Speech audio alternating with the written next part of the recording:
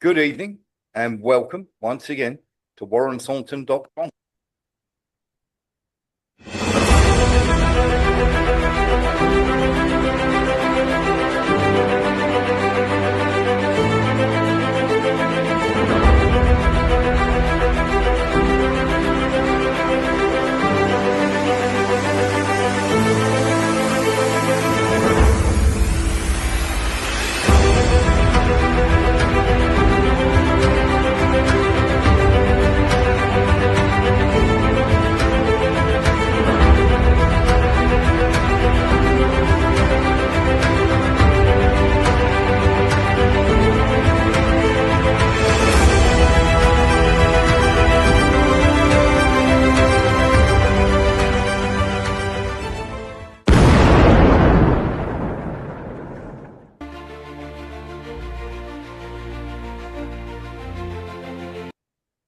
Hello and welcome to A World Gone Crazy. James Tweedy. Obviously we're going to start with Venezuela, and we've got some bits and pieces that we need to talk about, and we're going to go through it in very great detail to make sure we cover all bases. We're also going to have a little look at all the hypocrisy that is out there as well to do with this, because of course we do find more and more that we're getting more and more of this nonsense, James. Your thoughts, first of all, on the operation that took place? Okay, a lot has been said about it. We just need your mic level to come up, James. Sorry. The basic point is that it was quite extraordinary. It's like the assault back in 1989 that kidnapped Manuel Noriega from Panama, but Panama was definitely a U.S. colony and still is, and Noriega was their man, and they were just. I was there at the time. Right. Okay. Yes, I think you told me, but it's also something. It means that the US can't really take the high ground, the moral high ground on a lot of issues now as well, because they've done something which is quite extraordinary and a huge overreach and very, very blatant, and you see people defending it, certain people defending it on social, commentators defending it, and other people attacking it. But the only defense they can really muster, the Trump supporters or the general kind of neoconservatives or whatever you want to call them, is that the US, might makes right, and the US can do whatever it wants in the world, especially in Latin America. So there you go. Yeah. Let's get into some of this then, James, because we're getting a lot of people talking all sorts of stuff about this, and there are people almost, how can I put it, almost losing the plot when it comes to this, because it's put everybody in a bit of a quandary. You're saying about the moral high ground here, and of course this causes a huge problem, doesn't it, for the European Union, because they can't really have a go at Putin if they're having it. You can't turn around and say, "Oh, Putin can't invade Ukraine," if America are doing this, or can you? I see you raising your eyes there. The moral high ground is nonsense. Let's hear from James first, then Sean Murphy. James, this is a moral quandary, isn't it? I mean, if you turn around and you go, America are okay, as far as we're concerned, it's a horrible regime and we needed to get rid of Maduro and all the rest of it, and then go, but we've got to have the international rule-based order. That's just hypocrisy on a grand scale. If you're going to start removing, if you're going to use that justification for it, then there's a long list of sort of worse regimes. Venezuela is down the bottom, near the bottom, right? Yeah. And the worst thing you can say about Nicolas Maduro is that possibly, his own allies or former allies think he cheated in the last presidential election, or the last, legislative elections. Yeah, absolutely. Oh, I think we've lost James for a second. Can everybody else hear me, or is it me that you've lost? No, no, Uh, we can hear you uh, on. we've lost James Tweedy there for a second. Sean, you were going to make a point. Yeah, I think on the face of it, America has taken the immoral high grounds. Yeah, yeah, it does seem to be that way, doesn't it? I'll just send James a message to let him know he's not here any longer. Yeah, I think you're absolutely right when it comes to the moral high ground or whatever. It is quite incredible that you would see the nonsense that is coming out of there, and it is nonsense. I don't think we can ever. We've got James Tweedy back now. Sean Murphy was just saying America seems to have taken the immoral high ground, James Tweedy. Okay, what I was trying to say there was that I don't know why it cut off. I thought, I saw your face moving. That the EU seems to have been taken by surprise by it. The other NATO countries, right? They don't seem to know what to say about it. Some of them are criticizing the US, and some of them are trying to sort of, like Budget. and ah and say something non-committal. They can't. If you're going to justify it by criticism of Nicolas Maduro's government, he's down the bottom of all the people you should be removing if you're going to do that, right? Yeah. He's near the bottom of the list. He The worst thing that's been said about him really is that he's incompetent his government is incompetent, and that they possibly cheated in the last presidential election, even and that's coming from their allies. Both those criticisms come from their allies, right? Yeah. Or former allies.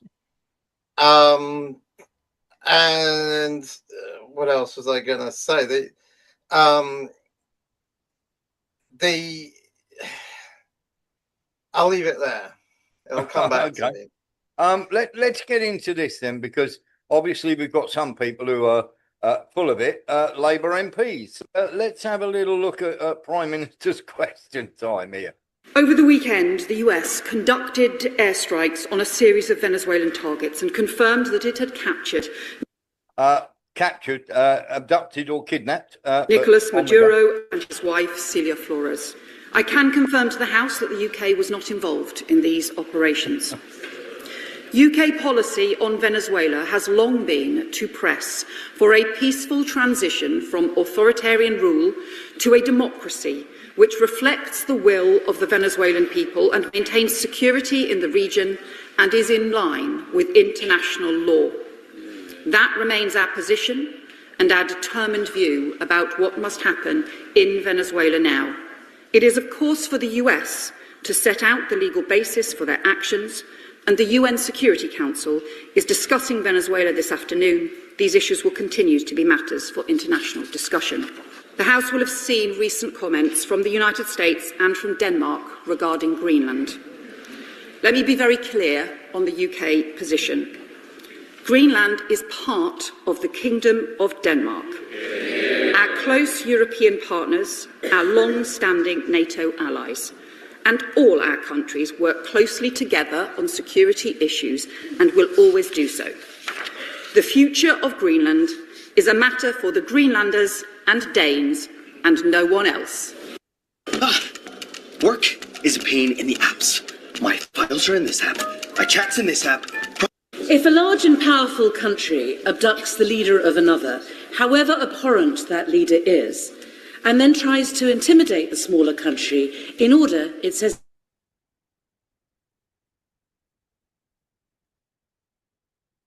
called out, not just by Britain, but by our Western allies, we should be calling it out for what it is, a breach of international law. It is not for the country that is breaking the law to say whether or not it has broken the law. It is for the West, surely, to stand up and say, call it as it is. Doesn't she therefore share my concern that there might be a profound risk of international... Okay. Hello? Who was that, James? That lady is Emily Thornberry, who was somebody who was in the shadow cabinet under Jeremy Corbyn and helped Keir Starmer stab Jeremy Corbyn in the back and then didn't get a job in his cabinet as a result, because she was she'd made herself too unpopular. She was too pro EU, you see. She was anti-Brexit, pro EU. So that's Emily Thornberry. So now she's on the back benches, and she's sort of she's not subject to the same discipline as every other as cabinet, as government ministers, so she criticizes the government from time to time. Sorry about that. For some strange reason, the internet seems to have played up. Thank you for standing in there, James. We're talking about the UK, of course, and everybody that sort of stood up. Half the people are turning around and saying great, James. Half the people are turning around and saying not great. Yeah, exactly. I mean, there's a lot of I don't know, people who don't like Donald Trump basically are saying it's a bad thing, and people who do like I was trying to say earlier, that the people who support Trump or just support this kind of behavior, they don't really have a justification for it. All it is that we're the biggest kid in the playground and we can bully who we like, right? And then other people are complaining, saying, "Oh, Trump is a bully, boo hoo." Okay. Yvette Cooper there was saying that it is. She was talking about international law, and then Emily Thornberry was talking about how the West should stand up to the USA. International law what is international law? Sorry, I mean, maybe you're talking about the UN Charter. It's a really vague idea. If you're talking about the UN Charter, then the British government does not have the right to say that there should be a peaceful transition or a violent transition or any kind of transition to another government in Venezuela. It needs to stay out of Venezuela's internal affairs. Emily Thornberry says the West needs to stand up to the USA. And why is the West the arbiter? I mean, what about the rest of the world? And then she says, however abhorrent. I mean, Nicolas Maduro might have been a bit of a fool, but he's not abhorrent. It's quite crazy, isn't it? Yeah. Anyway, I mean, the point is, okay, so you see all these memes on the internet about how this is how Russia should do this is a lesson to Russia about how it should do a special military operation. But what? Like you go in and you kidnap. Well, they should have kidnapped Zelensky, but left all the people around Zelensky running the government. And then, but Zelensky wasn't running that government. The USA was running that government, and things like that. So, and that's the other thing. Like here, the USA removed someone, kidnapped someone who they didn't like. In Ukraine, like it wouldn't have mattered if the Russians had gotten rid of Zelensky by hook or by crook or something. It wouldn't matter now. That's why they're not doing it. They've never tried to kill him or abduct or grab him or whatever, because there would just be another one. There's a long line of them waiting to take over and continue the policy that they're being shown. So anyway, a lot of people have said this. A couple of wiser commentators than me have said that they've done this thing. The US has done this thing. It's shot its credibility. It can't take the moral high ground on anything anymore. Looks bad, and they've achieved nothing by it, except that they've got this guy and his wife, and they can put them on a show trial in New York as it is. But the same government is still in power in Venezuela, and if they want, they might be able to get what they want from them by negotiation. But they could have done that anyway. They could have done that months ago. They could have done that without spending all this money on flying loads of helicopters and taking the risk that some of them, because they could quite easily have been shot down. Everyone's saying that as well. They weren't. Yes, if they hadn't had help from the inside, it could quite easily have turned out very, very badly. The thing that we have, so let's get into some bits and pieces for this, because I don't know if you caught the actual picture. I mean, this is, I mean, this is a horrible look, isn't it? When you see Maduro's wife there, cable tied. I mean, honestly, James, and the parade of these people, I found that particularly abhorrent. Well, they perp walked them, and that's kind of normal. I mean, they tried to perp walk Cliff Richard of all people years ago, and he wasn't there. He was at his other home in Portugal when the police went to search his house, and then they phoned the BBC to come down with the cameras. Right? Yeah. No perp walk there. Yeah, I mean, again, yes, it's a leader, so why, again, you're justifying other countries doing that to leaders of third countries and things like that. Celia Flores, they've been accusing her of drug trafficking for a long time. Yeah. I think they got one or two of her nephews, and they're in jail in the USA. Right? They were arrested. They were also arrested in another country in the Caribbean, might have been Haiti, I can't remember, and then extradited, and then taken to the USA, extradited or otherwise rendered to the USA for trial. And I mean, it begs all sorts of questions. Why would the wife of the president, who you accuse of, incidentally, of enriching himself at the people's expense or whatever, because they accuse everyone of that. Why would she, if her and Nicholas are getting rich off the oil business and other things and other contracts with other countries, then why would they be dealing drugs? Why would they have to deal with drugs? And bear in mind that the cocaine doesn't really come from Venezuela. There isn't a lot of coca cultivation in Venezuela. Where it happens is in Colombia or Bolivia, and in Bolivia they use it to make tea. So in Colombia is the place, right? So they'd have to be importing it from Colombia if they're going to smuggle it from Venezuela to the USA. And maybe some people are doing that, but enough of it is coming directly from Colombia anyway. So the whole thing is nonsense. But yeah, they've been after her for years. They've put her on the list. But yes, she is now a kind of elderly woman. She's probably approaching old age. Nothing to do with oil, then, James. Like I said, the oil. There's two things you can say. Firstly, the Venezuelan oil industry was always about exporting to the USA. And the Venezuelan National Oil Company, that's always been nationalized, it was nationalized before Hugo Chavez was president, owns refineries and this whole chain of petrol stations, gas stations, whatever you want to call them, called Citgo in the USA. And they also distribute heating oil for homes. They sell heating oil for homes, right? And so there's that whole thing. And they could just, and the company PDVSA, the oil company, Petróleos de Venezuela, has granted concessions to lots of foreign companies, including US companies.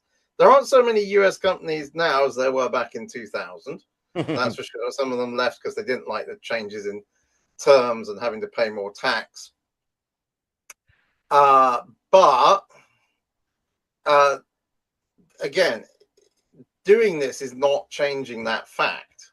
Kidnapping Maduro and his wife is not changing that fact.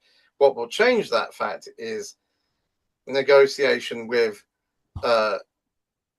Maduro's vice president, Delcy Rodriguez, and the rest of his government, right? Unless they're going to go in there and forcibly change the government. And they're not. I mean, if they were going to do that, they would have done it on January the 3rd. They wouldn't have just kidnapped Maduro and then left, and then left. Which tells you that Dulcie is pretty much in the pocket and just playing the game. it's not clear, right? So What about she's, the meetings there are in people who Doha then, argue Jay? that no, there's an argument that what she said the other day, right? She said this thing about cooperation with the USA, right, and on mutually, beneficial and respectful cooperation. Maduro had been saying that for ages, right? They've been trying to get foreign investment from other countries in Venezuela. Repsol, the Spanish oil company, is there. There's a lot of Turkish investment. Turkey's a member of NATO, and so on. So they've been trying to do that, and they probably wouldn't be against the US oil companies coming back in if they get to stay in power. And if they do that, why wouldn't they stay in power? Why would the US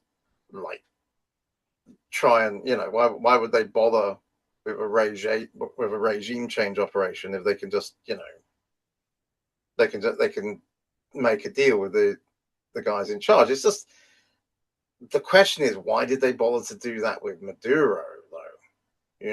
Is it just to show that they could? Is it all a big theater to say, oh, we called this guy a drug dealer and now we've captured, they've been accusing him of everything, of eating babies for breakfast or whatever for years. So, it's embarrassing for them to then do a deal with him. But then I suppose if you remove him, then you can do a deal with Delcy Rodriguez or whatever, who I'm not sure they're really accused of much. I mean, I think she's been under sanctions for something or other, but for being part of the government, basically. But yeah, I mean, this is it. Maybe it's just a pretext for then doing a deal with the rest of Maduro's government while you've got him on trial. So let's get into a little.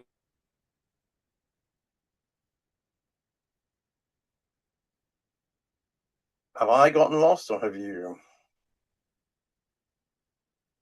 Warren's frozen again. Warren's frozen. He's making you the star of the show today.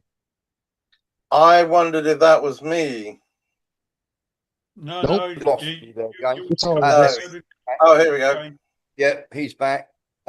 So the indictment that they're saying, it only mentions now once or twice on there about the drug cartel. But they were pushing this part of this cartel for ages and ages and ages. This cartel de la Soles last year designated the Venezuelan slang term for drug corruption in the military as a terrorist organization and said he led it. But they popped that like a hot potato, James. They're charging him with, what they call narco terrorism, which is, well, is it, are you drug, is it drug smuggling or is it terrorism? Which, and then also taking up arms against the United States, basically. Again, he didn't do that. It reminds me of when a few years back in 2015, I think it was, Barack Obama designated Venezuela as a threat to US national security and its foreign policy. And Venezuela is not a threat in any way to US national security. It doesn't have, the military forces to threaten the US in any way, right? And but then there was that part about its foreign policy. Well, okay, if another country does something and it undermines your foreign policy, well, tough, I mean, is your foreign policy necessarily beneficial to everybody? It's up to you to make your policies work. So, but what he was trying to say, what Obama was trying to say, was basically admitting was that Venezuela was, by doing some, it's essentially charitable works in neighboring countries and so forth, and support for countries like Cuba, trading with Cuba, supplying Cuba with oil, was interfering with US attempts to knock over the governments of those countries, right? So Right. there we go. So, and that you know that what you know that's inflating the idea of that idea of making Venezuela, claiming Venezuela is a threat to the US when it's ridiculous. You know, it's like Clearly not. a flea on an elephant's back. Yeah. Then So let me ask you a question then. This is the same thing. Let me ask you a question Yeah. then. Let me ask you a question. What are we going to do about the Inuit cartel that is absolutely trafficking tons of cocaine through Greenland? I mean, we can see just from the map there that the place is inundated with it. America are going to have to take over Greenland because of the Inuit cartel, aren't they? That'll be the next thing coming down the pipeline. Yeah, well, there we go. What does Trump want with Greenland? This is the question. He says that it's they basically need it for security, but it's over 3,000 miles away, James. Well, it's not really that far from the US. It is. Okay, well, anyway. The US has a base, I think, in Greenland. Yeah. It has a military base. It's had bases there since the Second World War. Right? Yeah. And if it wants to maintain the base there, then it can. It can just ask Denmark, and Denmark will say yes. So what do they want with it? You know, I mean, it is a wasteland and it's got almost no population. And got lots of oil. There might be. How do you get it? Yeah. Exactly. I mean, the Greenland ice sheet is several miles thick. Yes. You know, and then the people of Greenland, you know, my brother lives in Denmark, in Copenhagen, and you meet Greenlanders. Is he nervous? There. No, not really. Why would you be nervous? You meet Greenlanders there, and the Greenlanders don't really consider themselves to be Danish. No, they don't. To be fair, right? And the Faroese don't either, but they just, you know, so they want independence. I think Iceland used to be, it was at one point a colony of, you know, like a part of territory of Denmark, but they got independence again. Okay. Iceland was founded by people who were outlaws from Norway, by the way. And so there's that, you know, there's that question. But do they necessarily want to be part of the USA? You know, I mean, they wouldn't be a state, probably. They wouldn't get to elect a member of Congress and 2 senators, right? Yes. They would just be, they would have almost no representation at all. They'd just be a territory like Puerto Rico. Is it going to be the guy who owns the biggest fishing pole? Yeah, well, you know, or basically it would be equally bad. You know, it would be just as bad, and except that your boss wouldn't even speak the same language as you. Yeah. So, just for your geographical knowledge going forward, James, 3,025 miles is the shortest distance between the USA and Greenland. Okay. Well, also the you know, Canada is a member of NATO, and I'm sure the US can use. I mean, the US has it flies its bombers over Canada to circle around and you know, sit there on standby to go and attack Russia or China, things like that. Just in case. Yeah, you know, so you know, and certainly, what did Donald Trump say? It's surrounded by Russian and Chinese ships. Is it? Yeah. I don't know. And what? No. Even if they are, even if it is, then what? You know, what can they do? They can't really do 3,000 miles away. Are they going to steal the ice? Yeah. You know, one of those, mate. You can't have a decent drop of vodka without the ice. Louis Bastos. I sailed in '97 from Plymouth to Iceland with Sir Robert Knox Johnson, as you all know him, I think. And Iceland was okay, but we calculated that Greenland is closer to Canada and the US than it is to Denmark.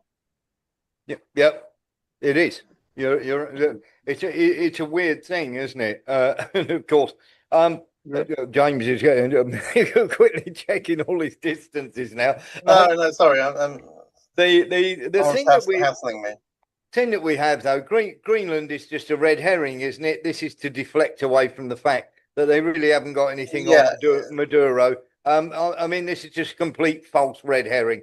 America aren't going to go into Greenland anytime soon. I'd be absolutely staggered if they did. And this is just to stop everybody talking about the illegality of what's been done, hasn't it?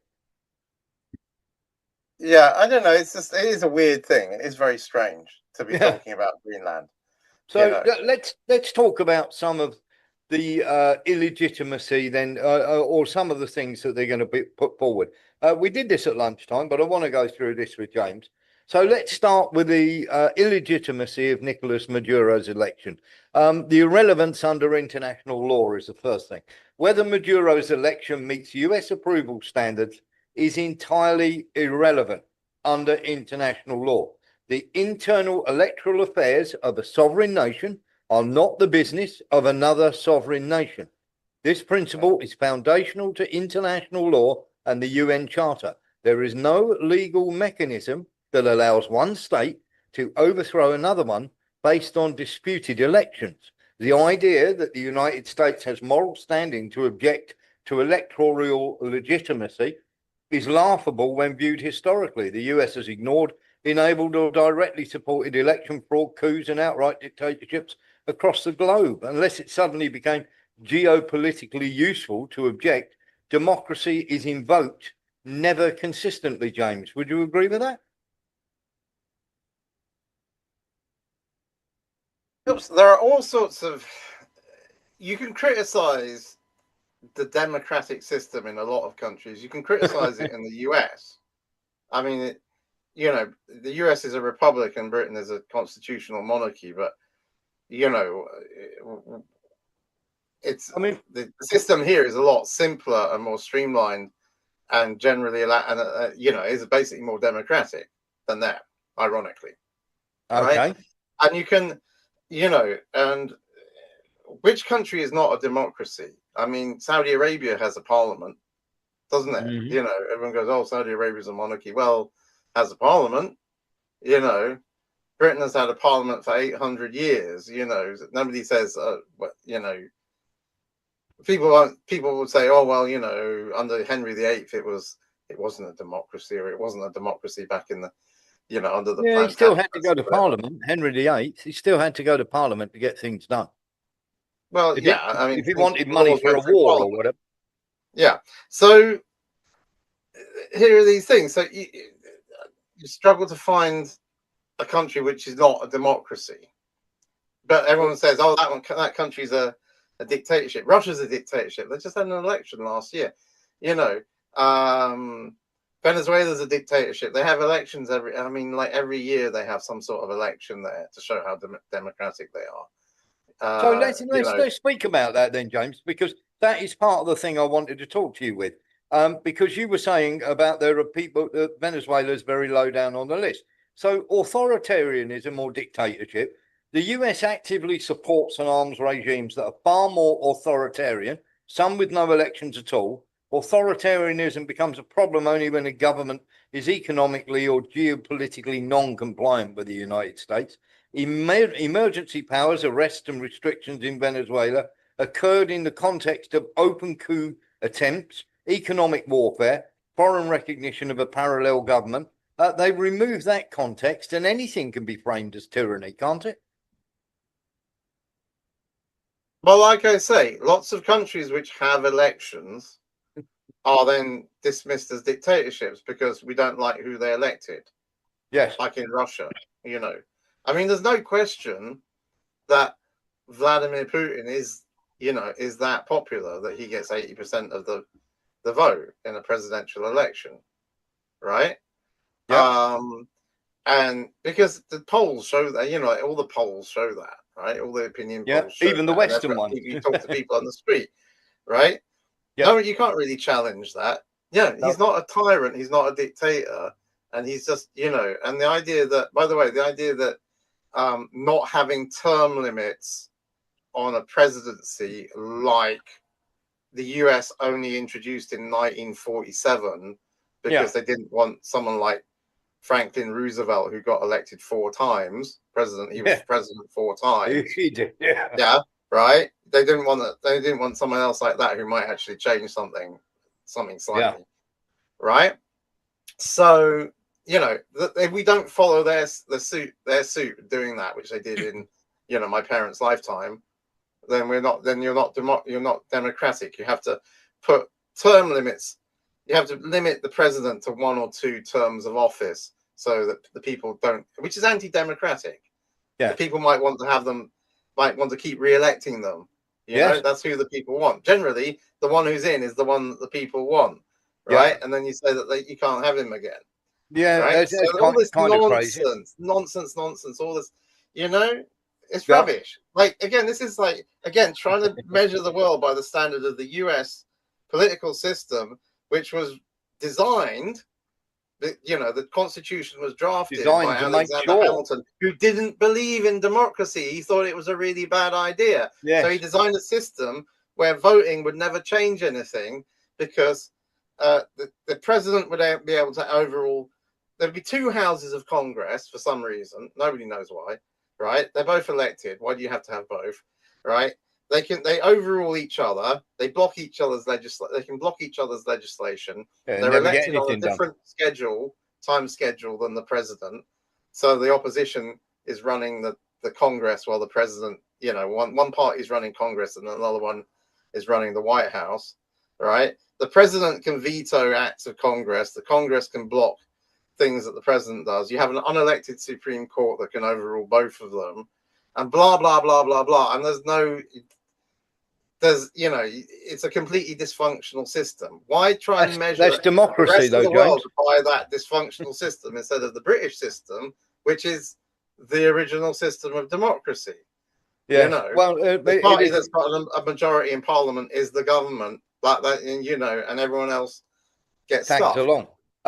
And of course, democracy, as Charles I said, is a Greek drollery based on the extraordinary idea that there are extraordinary abilities in the most ordinary of people, as he put it when he was trying to defend himself. Let's get into the sanctions then on Venezuela, because the humanitarian crisis cited as justification was dramatically worsened, if not primarily caused by US sanctions, especially financial and oil sanctions imposed after 2017, strangling a country's ability to import food, medicine, and industrial inputs, and then blame the government for the resulting suffering. Human rights language is being used instrumentally, but not sincerely. If humanitarian concern were genuine from the US, sanctions would be lifted first. Instead, suffering is used as leverage, not a problem to be solved. Would that be correct, James? Human rights is anytime someone mentions human rights, I just switch off, or I know what they're up to, because they're basically it's always used as an attack. Someone wrote something once, actually, on social media. I know, one of my Facebook friends wrote something once, where they use it as a sword, not a shield. They use it to attack the government, another country, not defend people. Yes. Yeah, exactly that. Let's get into this then. Let's talk about the corruption angle. So this is universality without consequence. Corruption exists in virtually every state, including the United States. It's never grounds for invasion, sanctions, or regime change, unless it serves as a convenient narrative weapon. US indictments of Venezuelan officials have no legitimate jurisdiction and rely heavily on testimony from incentivized defectors. Accusation is treated as conviction, James. I don't know. I mean, people are usually tried in the media, aren't they? Anything like that. Look, I mean, the US has, created to a large extent the economic crisis in Venezuela that is there. That's real, right? The criticism of the government there is that they didn't diversify the economy and actually make themselves self-sufficient on things that they could be self-sufficient for. Yeah. Right. And so and they left themselves vulnerable to that, and that they've kept their economy geared towards the USA, orientated towards the USA, right? And they always wanted, that means that they always want to be in bed with the USA. Yes. Right. That's the whole so-called Bolivarian revolution is that they wanted, and they never had a revolution. I say it's a so-called revolution because they never wanted a real revolution. They kept multi-party democracy, which meant that they would eventually lose an election. They didn't really change anything. They didn't, things that which is nationalized now was essentially nationalized before. Yep. Like the state oil company. And all they've done is like take the money and spend it on welfare statism for some people, and not really create an economy for those people. Not really, So they're still poor. People are still living in shacks. Some of them, they built new housing, they've improved the health service, but they were always kind of dependent on Cuba to do that. They improved the education system. They built more schools and stuff, improved the education system. So but what is that? That's just like, and by the way, that's not, like communist dictatorship or something. That's what the USA has, actually. The USA has the same welfare statism as Britain or France. And Britain is the country that invented liberal democracy, parliamentary democracy, and capitalism. Yeah. Right. And the idea that Britain is socialist in any way is nonsensical. Okay.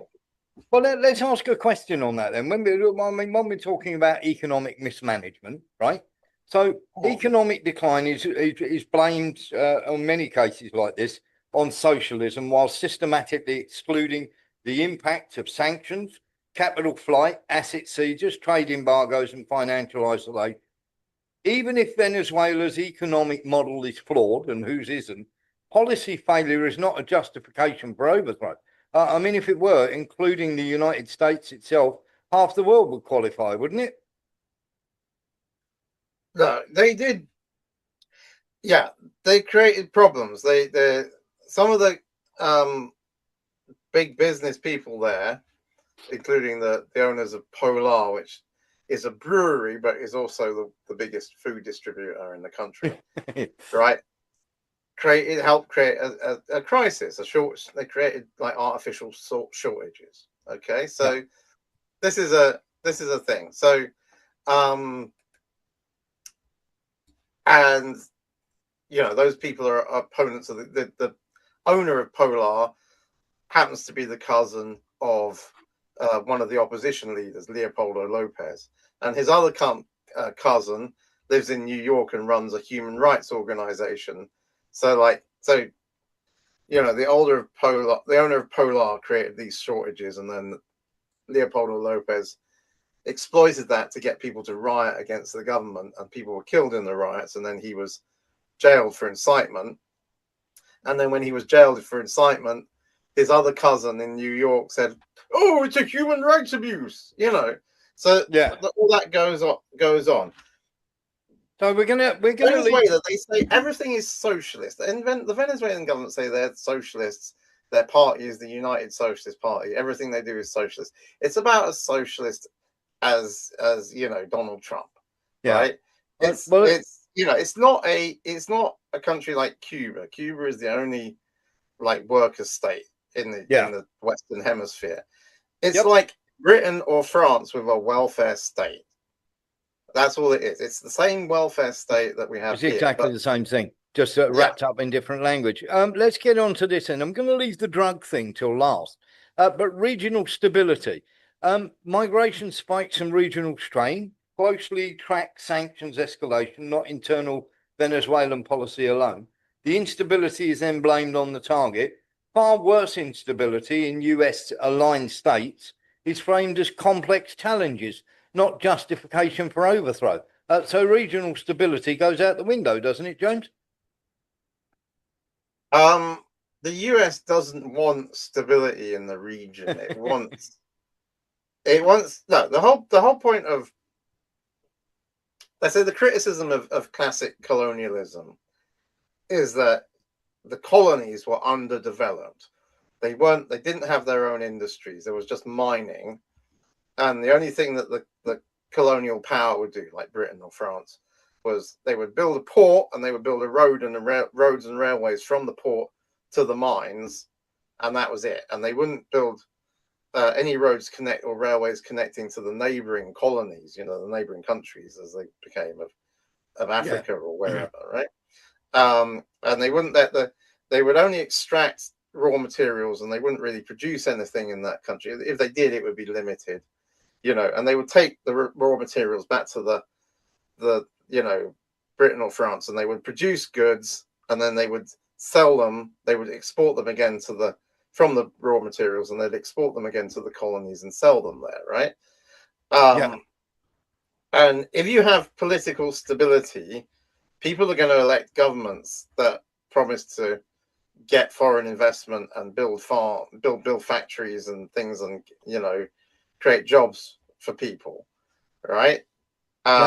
And then you won't be able to, the USA won't be able to sell its goods, or Spain won't be able to sell its goods to those countries. You go around those countries, the Spanish national telephone company, Telefonica, is running the mobile phone networks. It is. And the landline networks, all the phone networks and internet, right? And then you go by, you know, you want to get some oil to put in your car, and it's, you know, it's a US brand that you're buying, you know, like Quaker State or something. Yes. You don't get Quaker State over here, but in Guatemala, where my wife is from, you see the Quaker State and all these other signs everywhere, right?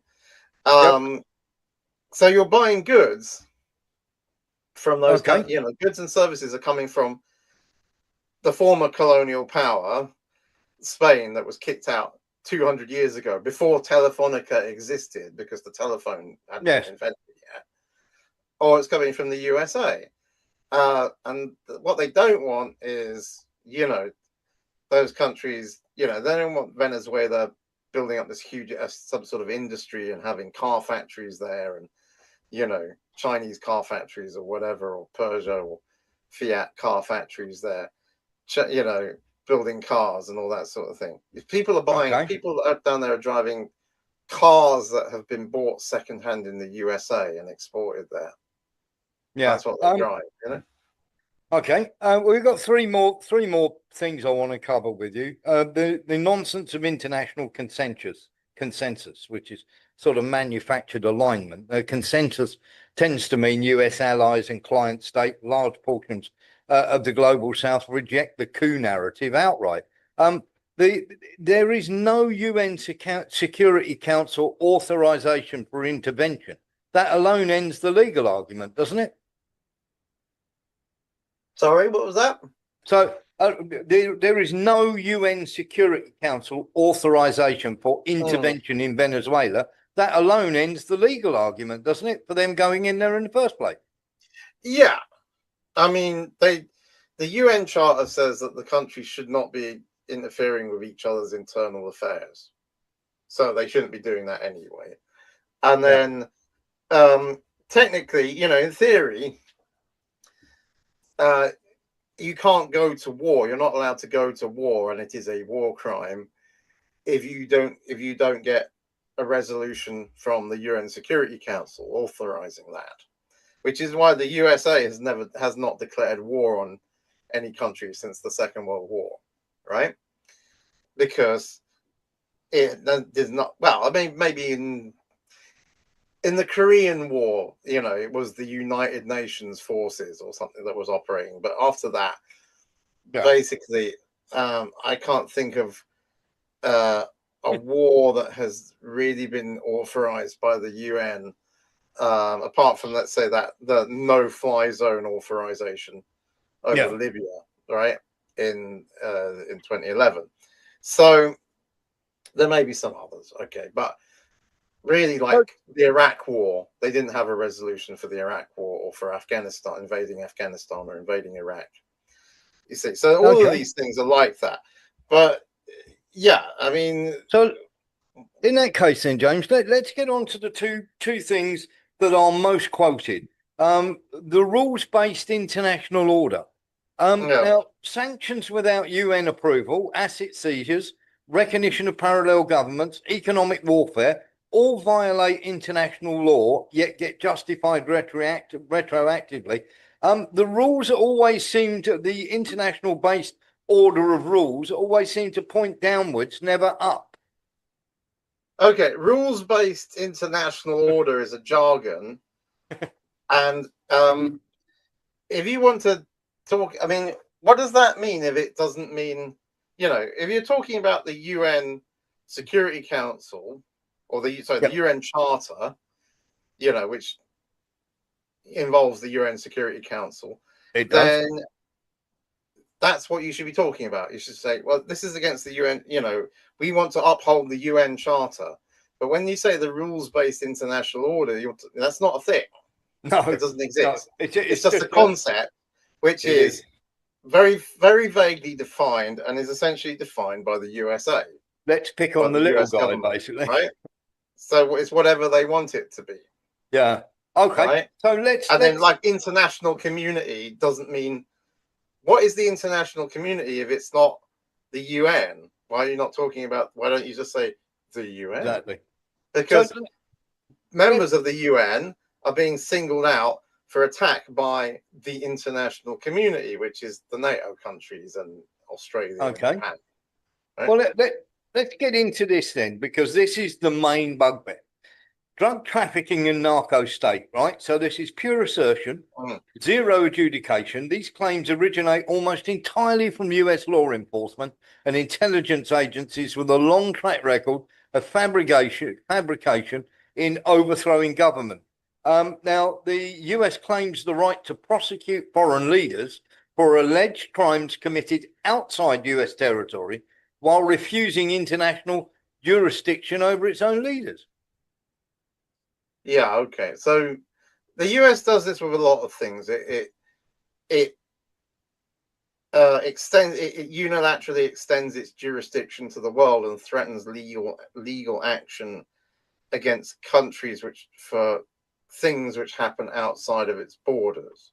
So companies like banks have been pressurized to close accounts of political campaigns in Britain from the US, right? So those political campaigns are, for instance, in solidarity with Cuba or Palestine, and their accounts get closed by the banks because the US is saying, well, this is an account that's benefiting Cuba. They started with the Cuban tourist agency and the embassies and things like that, but then they went on to political campaigns, and so that's their kind of jurisdictional overreach, and they do it with lots of things, and they do it to lots of people, like Julian Assange. So that's not unusual for them. It's nothing new, but it is dodgy. It's nonsense, right? And then yes, they don't. The US refuses to participate in things like the International Criminal Court. They haven't signed up to that. And they don't recognize its jurisdiction over themselves or anyone they like, really, and things like that. And then they. Okay. Things. So that's a good example. The International Criminal Court. We'll come on to the how the banks behave and the assets and stuff like that. But I want to just stay on this drugs thing for a minute, because narco-terrorism, or so as it's called, is defined as terrorism financed by profits from drug trafficking, where drug traffickers use violence or intimidation to influence government policies and hinder anti-drug law enforcement. So where's the overthrowing of Pfizer, Moderna, and all the rest of the people who pushed an unstable drug on the world's population? Nothing going to happen to them then, James? Well, no, obviously, but the point is, it's a meaningless word. It's a meaningless concept. Yeah, I think you're right. What is a narco state? I mean, the state is the state is all the business interests of the country. It's not the government, right? So it starts from a kind of misconception of what the state is, and then, but it isn't just a nonsensical term. It is, isn't it? Because you know, they're saying narcotics. Is there a state that isn't run by, you know, the drug companies in the West, in the UK, and people like that have so much power, it's unbelievable. That might be kind of exaggerated. There's probably really the European business Union's not a there, narco state when Ursula von der Leyen buys 8 doses of a vaccine for every single person in Europe. European Union is not a state. Anyway, the point is runs Europe though. It's not a country, and they this acting like a country, and then referring to European leaders like it is a country or something. No. Anyway, that's all nonsense. The point is that the term is made up to justify what the US is doing, right? That's all it is. It's a made up word, and you know, there's no country like that. I mean, Colombia, you know, ostensibly, the Colombian government has been fighting against the drug trade for years. You know, even if all sorts of people in government are getting bribes or something from the cartels or something like that. Whatever, you know. Could I just mention the Contras? Yeah, well, okay. So, like, the point is, there are cases where, for instance, I think the IRA used to sell drugs on the streets of Dublin or wherever to raise money, or Belfast to raise money for, you know, to make money, you know. But this is like the way that the IRA descended and sort of alienated the people it was representing to a certain extent, not hugely, but to a certain extent, right? But basically, what's that got to do with the government of Venezuela and this whole thing? You know, and the question of whether it's just that all of these things are just made up. You know, that's why I mentioned Barack Obama saying that it is, you know, like Venezuela was a threat to the USA. No, it wasn't, right? No. To the US national security, right? No, it wasn't. It never was. It couldn't be. Right? Just like Greenland. Not a threat to US foreign policy. In fact, it really wasn't a threat to US foreign policy. Let me ask you, you're absolutely right. Let me ask you another question, James, because this seems to me very, very strange. Okay, it won't to you. Switzerland froze the assets of Nicolas Maduro just when you need to have some money to purchase a lawyer. And of course, the United States does allow you to have a public defender. It doesn't seem, I mean, they've frozen his assets without him even being convicted. That's got to be naughty, isn't it? That has been, okay, things like that have been done to Venezuela for years now. Yes. Does he have any assets there? He does, yes. Okay. Well, I didn't know that. I'm not privy to his his personal affairs, to be honest. So I would actually question whether he does. We've actually got a nice little banker friend who's turned around and said he doesn't have a lot there, but he does have some there. Okay. He's got Julian Assange's former lawyer, a guy called Pollack, representing him, and the US government is probably paying for that, you know, because I don't suppose they're allowing him to transfer funds, and I think the Venezuelan embassy in Washington is shut anyway. It's going to be a show trial, though, James, isn't it? I mean, okay. The guys saying, "Oh yeah, I used to be a former drug trafficker." Just like, I mean, I'll be amazed if they don't get Rubio's brother-in-law to turn around and say, "I used to do deals with him." Yeah, it will be a show trial. I wouldn't expect. You see, I would expect that Maduro's lawyers will make arguments like against the jurisdiction of the court, and and other things like that, and that that there's no evidence to back up the charges.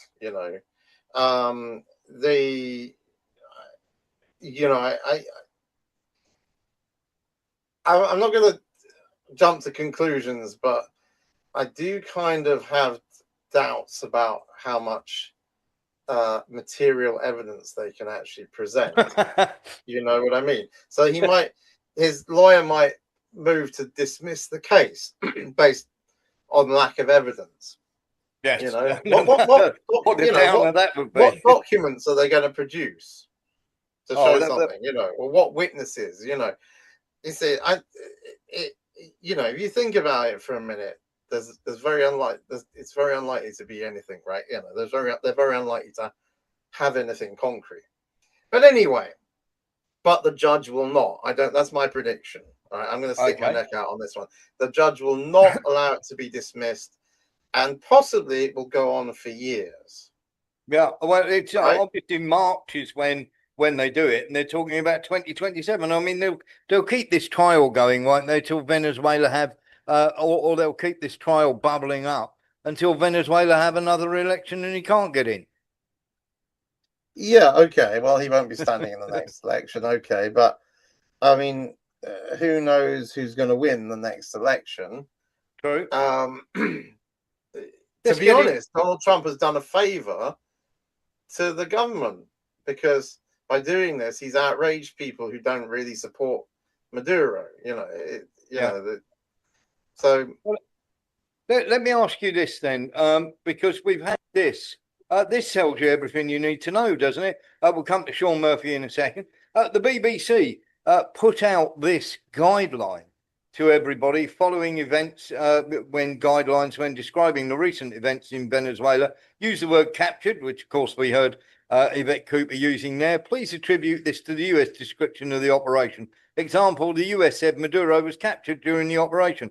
Seized is acceptable for use in our own reporting where appropriate. Avoid using kidnapped. Thanks for keeping this in mind as you work with related stories. If that isn't framing the narrative, I don't know what is.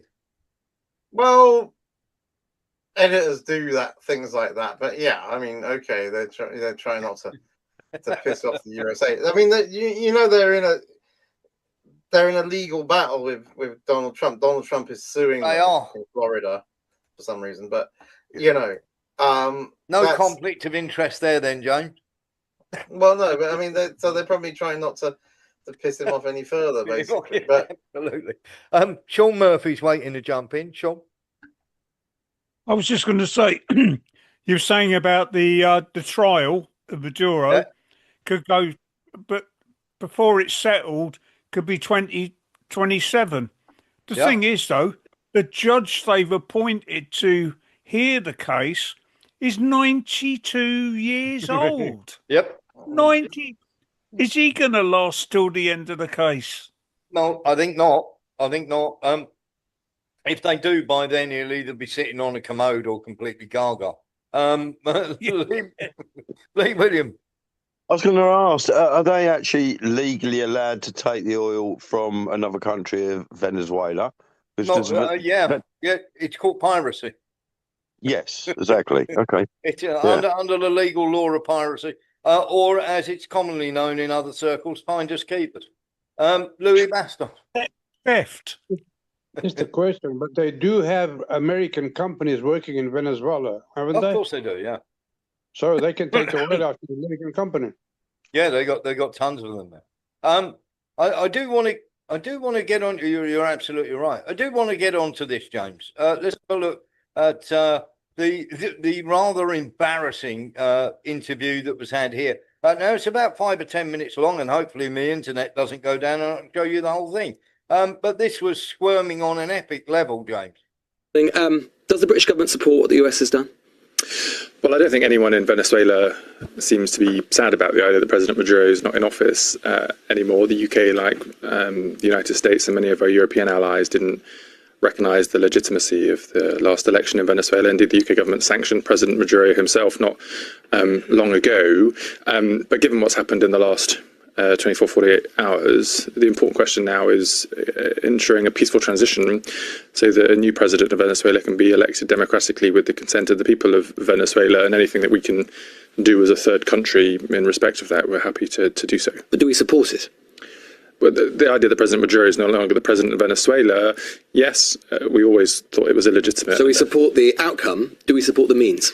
Well, the means is unconventional. There's no denying that. It's for the American administration to explain the legal basis for having done it. The UK Sure, but do we support it? Well, it doesn't matter one way or another because it's happened and we were not involved. Surely it matters. We're a UN Security Council permanent member. Surely it matters what we think. Do we support it or not? Well, the UN Security Council is going to meet this week and the American administration will have to set out the legal basis for the operation. Are you saying that your own government's view about this matter doesn't matter? No, I'm saying that we need to see the legal basis for the operation that the Americans undertook. They've not published that detail yet. I'm assuming they will do at the UN Security Council. Would the British government do this? Would we do... Yeah. Would we do what they've done? Would we remove a foreign leader in that way? It seems unlikely, but we don't know the legal basis for the operation. And as I say, until we've seen the detail of that, we can't really speculate. President Trump says the US will run Venezuela. Do we support that? As we've said, as I've just said, there should be a democratically elected president of Venezuela that commands the support of the people of Venezuela. It's a democratic country, has the basis in democracy. And but when asked last night who would be running Venezuela, Trump said, the men behind me, members of his cabinet. Now, as a politician dedicated to the rule of law, as you said, does that make you feel at all uncomfortable? Well, we're not really clear yet on the detail of what President Trump meant by that. I understand this morning that the courts in Venezuela have appointed an interim president and that the administration in Venezuela continues to operate. So I can't speculate about what President Trump meant. Only he and his administration can answer those questions. But as I say... You can say whether you think that on an interim basis, we think it's a good idea that President Trump runs Venezuela. Sure, all I'm saying is that all I've seen on an interim basis is that an interim president has been appointed in Venezuela by the Venezuelan courts. And you have no view whatsoever about whether what he's done and what he's proposing to do is legal. You haven't thought about it. It's not for me to come to a legal judgment. No, but you've got lots of lawyers. You've got thousands of lawyers working for the government who could. That will inform the Foreign Secretary's views at the UN Security Council once the detail has been seen. But is that assessment being made currently? Well, of course, the British government will be at the UN Security Council, so it'll have to take a view having seen... Will you publish that legal advice? We don't routinely publish legal advice. No, but this is important. But so would you give an indication of it? That's not a decision for me, but we don't normally publish legal advice as a matter of precedent.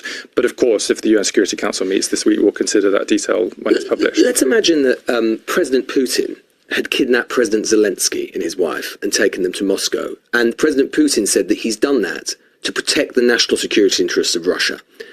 If I was sitting here talking to you and asking whether you thought that was a good idea and whether that was legal, would you be saying to me, well, it's up to the Russian government to produce that legal basis?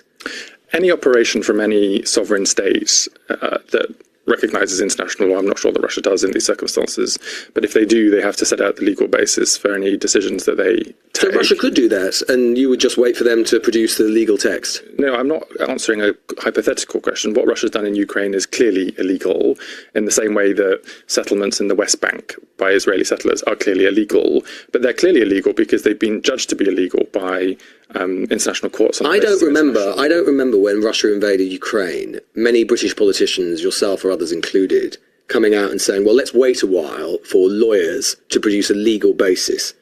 You just said it. You just said it was illegal. So why can't you do that here? Because virtually every legal commentary I've seen this morning has said it is clearly illegal. So I think the circumstances were different. President Putin undertook a more traditional invasion war into Ukraine. The Americans are saying this was a law enforcement measure. They've kidnapped, Chief Secretary, they've kidnapped the guy. They've literally abducted him. They've taken him to a New York court. They're publishing pictures. I mean, don't get me wrong. Nasty, horrible, brutal dictator. No one's weeping for him. But the precedent is clear. They are literally putting out pictures of the guy on this helicopter, blindfolded. And you're saying, that could be fine. Might be. All I'm saying is we can't answer those questions yet because they've not published the legal basis. You've not seen it. I've not seen it. Well, they'll have to make submissions to the UN Security Council. We've heard it from President Trump, Chief Secretary. He thinks that might is right. The fact that America can do it means they should do it. And indeed, he's saying quite openly that if other countries get in his way, he'll do the same to them. And you're not saying that makes you uncomfortable or worried or disturbed. You think it's just, let's just wait and see? We want the rules-based order to work, of course we do. But look, this isn't just the position of the UK government. This is the position of other European countries too. Germany has been saying the same as the United Kingdom. All I'm saying is we need the time over the next few days of this week to engage with our American counterparts, for them to publish the legal basis of the operation for the UN Security Council. Would you urge the United States government not to abduct any other foreign leaders? Look, I'm not going to answer hypothetical questions. You won't urge the United States government not to abduct other foreign leaders? We think the rules-based order matters and that people should comply with international law. When an operation like this is... You're not making an assessment as to whether or not you think it has complied with international law. Because it's for the Americans to set out the basis of the legal basis on which they did the operation, and then for international courts or the UN Security Council to take a view. I'm not trying to dodge the question, Lewis. All I'm saying is this is the way the rules-based order works. It's not for an individual state to judge international law. It's for the international courts to do so. In order for a rules-based order to work, surely it's important on those who believe in the rules-based order to point to people who break the rules-based order and say, you've broken it, not just to dodge it because they're friends of ours. For sure, but we're not the international court, we're the UK government. No, the international court we're supposed to be an important country. Yeah, we are. And we're you don't sound like an important country. You don't sound like you're speaking for an important country, Chief Secretary. You sound like you're speaking on behalf of a supplicant country who's afraid of a bigger country. I disagree with that assessment. We are following the proper process that any government would follow. If this were Russia, if this were China, if this was anywhere else in the world, we would be the first out the traps, first out the gate, saying, this is disgraceful, we condemn it. You know that, I know that. As I say, we need to see the legal basis for the operation that was undertaken and what President Trump meant by his comments yesterday in terms of the administration. The wife of Stephen Miller, the President's Deputy Chief of Staff, has tweeted a map of Greenland, you might have seen this, covered with an American flag saying that they're next, saying soon, in capital letters. Would you urge the United States not to invade Greenland? Of course, Greenland is part of the Kingdom of Denmark. It is a sovereign state in its own right, and the rules-based order and international law is very, very clear. All I'm saying is... Would you urge them not to abduct the leader of Greenland? Of course, but all I'm saying is that the Americans' commentary so far has been that this was a law enforcement measure against President Maduro. They've also said it was about oil. Well, the action that they've said so far was about law enforcement, but we've not seen any. But we've not seen any more detail about the law enforcement rationale for their operation, and that's what the American administration needs to publish. There's going to be a vote of censure clearly in the United Nations. How are we going to vote in that motion? So we've got to see what the motion says. We've got to see what the American explanation is. Are there circumstances in which we could vote against America? I don't know. I've not seen the basis of their legal argument, and I've not seen the motion. Of course, but if we don't find those things satisfactory, could we vote against the United States? Well, Britain is a sovereign state, a sovereign member of the UN Security Council. It reserves the right to vote in any which way it wants to. All I'm saying is I can't prejudge a motion that's not been written on a legal basis. I've not seen, but the Foreign Office and our representatives in the United Nations will be doing that work over the coming days. Do you think that Donald Trump is interested in international law? I mean, he has made very clear that he's interested in trying to resolve peace in Africa and other places around the world. Do you think he's committed to international law as a concept? You'd have to ask him the question. I mean, the United States. Well, I'd love to ask him. Well, I don't speak on behalf of President Trump, as you will appreciate. I don't know. Well, President Putin is clearly not interested in international law. Would you agree with that? Well, because he's unleashed an unconventional illegal war in Ukraine. And President Trump has abducted, as you yourself say, in completely unconventional, unprecedented words, abducted a foreign leader. So given everything we know, and given that he's threatening other countries with the same, and given his record in other areas as well, would you say that he's very interested in international law? And I think he would probably say he's not. I'm just interested in what you think. As I say, I'm not going to try and be a spokesperson for President Trump. So there we are. James, have you ever seen squirming on such an epic scale as that? I think the interviewer, the minister there actually sort of admitted something, and the interviewer picked him up on it, that they declared that the Russian intervention, military intervention, whatever, in Ukraine was illegal without, straight away, without seeking legal advice about it. And in fact, Vladimir Putin, in the days up to the outbreak of the war in February 2022, the Russian government was getting its legal ducks in a row. It firstly recognized the self-declared Donetsk and Lugansk People's Republics as independent countries. And then the next day signed a mutual defense treaty with them. And then Ukraine continued to attack those countries. It launched military attacks, maybe not huge ones, but it did. And it was probably gearing up to really attack them seriously. But just even by firing a few shells in there justified Russia doing what it's doing now, basically on a legal basis. So They got their, and there's that thing. And then, of course, Donald Trump didn't do anything legal. And the guy keeps saying the word law enforcement, which only people in the US say, because law enforcement, it means policing. And what are the police? The police are a civil force. They are a civilian force, right? They are. They're not, it's not the armed forces. It's not the army or the Delta forces, or, the Air Force and the Navy, which is what they use. You do not use the armed forces, the army, for policing, and you don't use the police as an army, right? And the police have strict jurisdictions. I mean, especially in the USA, they have, they have delineated jurisdictions, right? Including the FBI, which is a police force, right? The FBI, okay, it has jurisdiction over the whole of the USA, but only in certain matters. And, the New York Police Department doesn't have jurisdiction outside of the city limits of New York and things like that. So you can't, so it is not a police. It is not a policing issue, It's not law enforcement, because the law, what law applies? Sorry, in Venezuela is Venezuelan law, and it's up to the Venezuelan authorities to enforce that. So yes, he doesn't have an answer. He's just waffling. And this is why I say that they didn't know it was going to happen, and they don't know what to say. They haven't got their line sorted out for this. No, absolutely not. They were taken by surprise. Let's get on then, James, because now we're going to talk, and we have to ask you about the implications of this, because obviously China are posting all sorts of things, saying international law, national sovereignty. Given the Venezuelans, there's no doubt that there was insider, shall we say, help for the Americans going in. They wouldn't have gone in unless they literally knew where he was going to be. So that points to somebody very close in his security detail, certainly giving off the information, because normal ministers wouldn't have that sort of thing to know exactly where they're going to be and everything else. Right. Given that they've done that, China and Russia are not going to lift a finger here. They're going to complain left, right, and centre, but ultimately nobody can do anything about it, can they? And I'm going to play devil's advocate here for Donald Trump, and I'm going to get in a lot of trouble. But it's not quite what you think it is.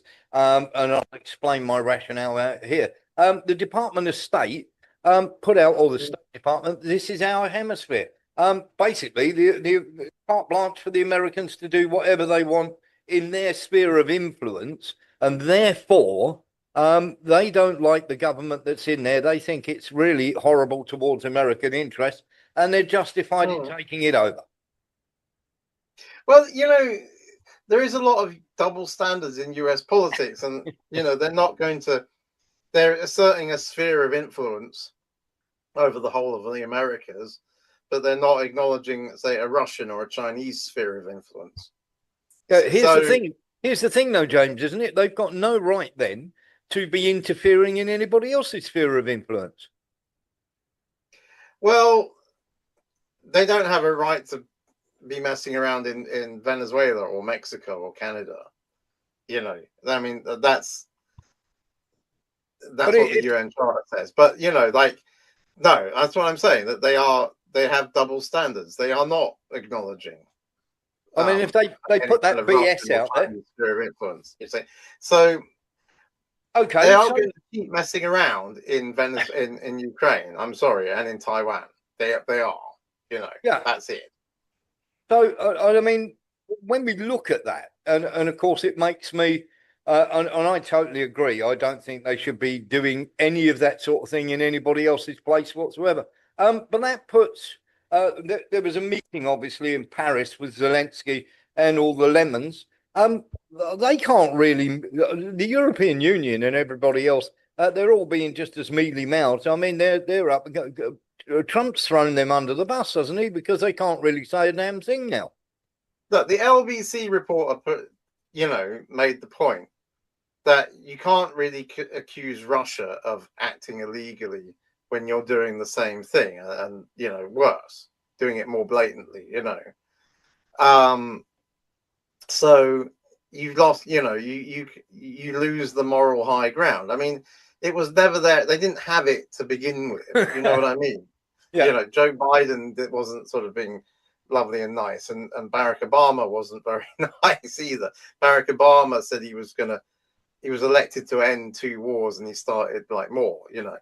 It didn't end those 2 wars. He just started a load more. So, you know, they're all hypocrites like that. You know, I mean, let's move on from that part of it to what's actually going to happen. One's an invasion, one's an intervention. When we talk about invasions, when we talk about interventions and everything else, I'm not being funny here, but we do have a problem, don't we? Because there are many people that will turn around and go, "Oh, this isn't an intervention," and everything else. But let's just get into this. So during Trump's second term, he's militarily threatened Mexico, Canada, Cuba, Colombia, Khalid Nunat, Panama, and of course, you know, China, and he's also threatened Greenland now. He's bombed Iran, Nigeria, Yemen, Somalia, Syria, Iraq, and Venezuela. He's threatened to depose the leaders of Cuba, Colombia, and Brazil, and he's kidnapped the leader of Venezuela. That's hardly the peace president, is it? Well, no, but you know, they're all like that. You see, that's the thing. He's not being particularly unusual. I mean, okay, he wants to get the Nobel Peace Prize, but a lot of funny people have had the Nobel Peace Prize, haven't they? So, yeah, absolutely. While we're sort of talking of that, let's have a little look at discussion that took place between an absolute idiot, as far as I'm concerned, and Jeremy Corbyn. I don't know if anybody caught this, but it's very, very appealing. Let's have a listen. Vanessa Neumann, I mean, what Jeremy Corbyn says about Donald Trump going into a sovereign country and snatching the leader, I mean, that breaks all international laws, does it not? No, it does not break international laws. I think it was stunning to watch. Which law does that allow? Which law allows that? Well, which law allows that? Well, the law, the fact that he was a fugitive from justice and not a head of state, and the head of a criminal law, and the head of a criminal organization, and a criminal organization that I have personally been tracking and writing about since I started working for a think tank here in London, the IISS, in 2006. For 20 years, we've been tracking the criminal activity and the transnational threats presented first with the FARC across the border, and that was actually part of the Bolivarian Revolution. That was stated in part of their manifesto, the material support for the FARC, and then you know, a terrorist organization.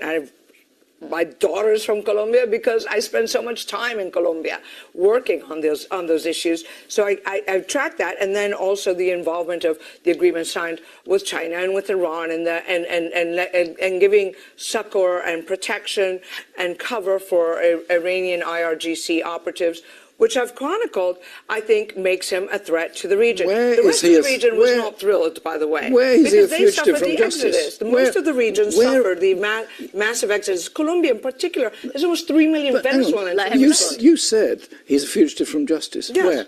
The United States. But he wasn't in the United States. He's been in Venezuela. Doesn't matter where you are. You can be snatched and you can be captured. If you're a criminal on the run. It doesn't matter where you are or what position you hold, James. And of course, her think tank, well, sponsored by Israel. Like we said, we were talking, it's jurisdictional overreach, and the US does this, right? So, and it's not like I said, they did it with Julian Assange, and they did it with you know, Noriega. But the woman is saying what's key here is that the woman is saying that he's guilty because she's accused him of something. Yeah, you know, she can't really prove it. She can't produce, you know, she can't show you the picture of the IRGC base or something, Iranian Revolutionary Guard Corps base or something in Venezuela. She can't, you know, whatever that they're trying to say, or Hezbollah, or you know, and she can't prove, you can't link drug trafficking to Nicolas Maduro and actually, I mean, what do they mean by support for the FARC? They didn't support FARC, did they? No, they didn't. No, they essentially closed the border with Colombia. They didn't support the FARC anyway. I mean, no. The FARC was on its own. The FARC were operating down by the Ecuadorian border, in fact, and they were over. There was the Colombian Air Force attacked a camp that was inside Ecuador years ago, but not in Venezuela. So this sort of thing. So she's made accusations against Nicolas Maduro because she doesn't like Nicolas Maduro because she works for a think tank that wants to get rid of Nicolas Maduro. Yes, exactly. And that's justification for her unfounded allegations, a justification for mean he's a fugitive from justice, but he wasn't, and he isn't now. He's in prison, but he wasn't a fugitive from justice. Yeah, absolutely. Like Jeremy Corbyn said. Eric Jones. Just one observation. After watching politics since the mid 70s here, I have to say that after observing everything very carefully in the last 5 years, the only politicians that do what they say are Xi Jinping and Putin and Kim Jong-un. So yeah, I mean, I'd like to say differently, but I can't. So yeah, but I would turn around and say that when we and you have to mention this, that when we talk about the Rothschild Bank, the only two countries that are now left, the other seven have now been replaced. The only two countries left that are literally don't have a Rothschild Bank are Iran and North Korea. North Korea, I think they've done magnificently. I think they've done brilliantly because Iran have riots going on at the moment, and I think Iran are very, very stupid to let anybody anywhere near them and let foreign people in. Let's have a listen to this because this is quite telling. Hello. Hi, Abe. I wanted to ask you since we met last about the issue of Venezuela. Because I heard voices kind of saying it's not so bad, and Latin America is not so bad, but I'm not convinced. And the question you have good reason not to be convinced. You have good reason. It is getting worse. Right. And little by little, as long as oil money works. I'm told that by our experts, it's the only, except for Iran, it's the only government-propagated anti-Semitism today around the world. It's a formally, right? This is first quite scary. Within the country and then outside. So, are you pressing in any way? We've talked to Jesse Jackson, who has a relationship, but it's not for camera. But there are other plans. So, do you give this any credence? Because I do. The fact that we've got Iran and North Korea are the only ones without a Rothschild Bank in there. Do you see the hand of Israel here anywhere, James? No, I mean, it was the USA that did it. I mean, the USA controls Israel, not the other way around. But it was okay. I mean, look, everyone that the US calls its enemy, right? The US has also accused Venezuela or Nicolas Maduro of being in league with, so yes. Hezbollah, the Iranians, whoever, Russia and China, blah, blah, blah, Cuba. Well, they do work with Cuba, it's mutually beneficial, but they trade with China, and that's it. China trades with everybody. Russia helped them out with a ship full of grain, like a cargo ship full of grain a few years ago. Oh, excuse me. When there was a food shortage, right? Russia helped them out like that. Iran has been, they're having to buy petrol from Iran, petrol and diesel from Iran, because even though they're this huge oil producer, because all their refineries in the USA and they can't make their refineries work, So it's crazy like that. But basically, Yeah, exactly. Okay. They're just being accused. You know, it's just a catch-all thing. I mean, who's next? They're going to be in league with, you know, the dead, you know, the ghost of Saddam Hussein, and I don't know, Charles Manson, and does seem that, but with the build up that's going on Mr. in Iran, with the protesters and the NGOs and everything else, the only, as I say, since 2000, there are 9 countries that didn't have a Rothschild bank. The only 2 that are left now are Iran and North Korea, and they could have a Barclays bank. I mean, you know, whatever.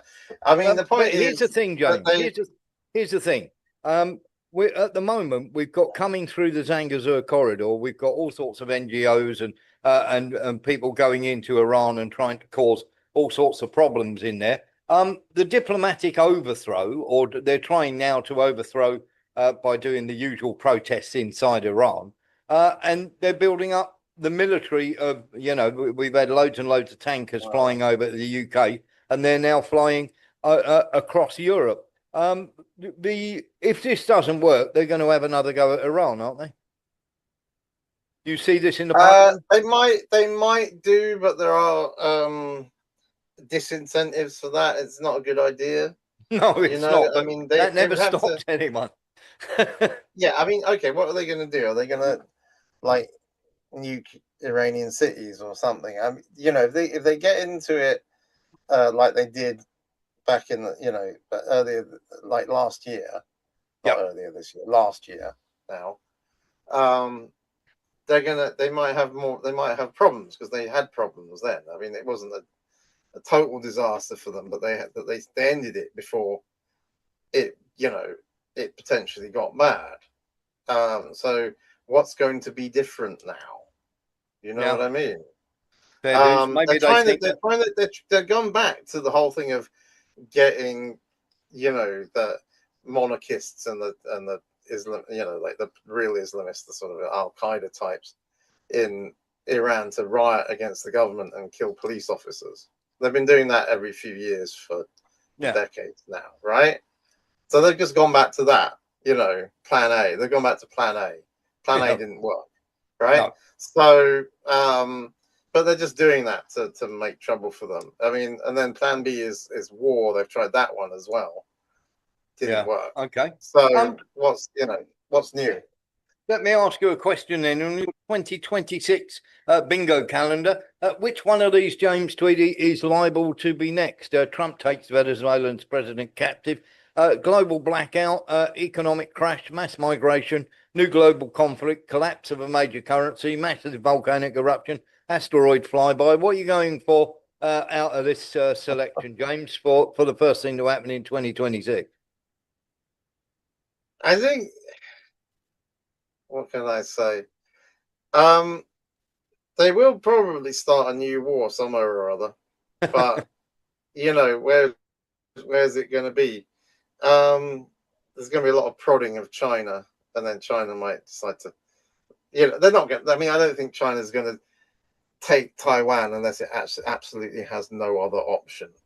And if the US is smart, it will give them another option, you know. But you think? Yeah, I don't know.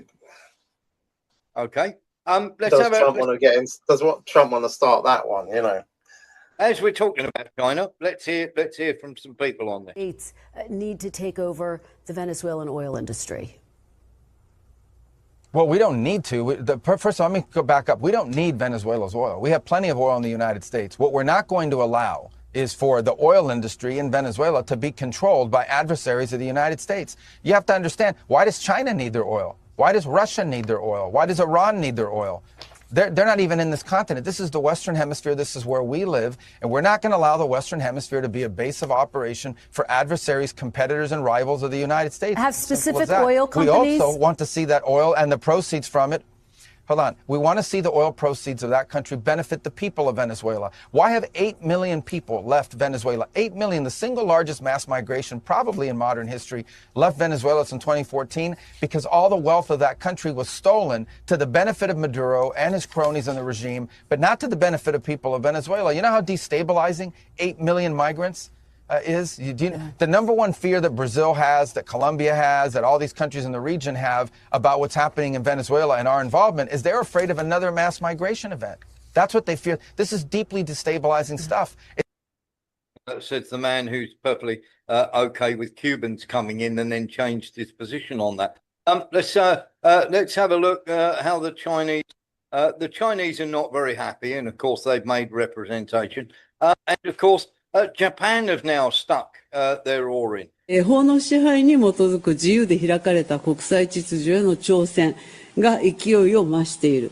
ということとともに、インド太平洋では中国、北朝鮮の、さらなる軍事力の増強、そして中国、ロシア、ロシア、北朝鮮の連携強化、などが見られております。So James, is it likely, you were saying they might not give Japan, they might not give China a choice here. Is it going to be Japan that's kick all this off? I don't know. I think Japan is turning into South Korea, because South Korea it goes between like a kind of a government wants to negotiate with other people, wants to make peace with its neighbors, and then a very then it will swing back to a very warlike one, and Japan is not supposed to be like that, because its constitution is supposed to be not pacifist, but like interventionist, non-aggressive. So, but that's what I think it is. I mean, I think they'll have another prime minister soon, and it will calm down. But Japan can't threaten China militarily.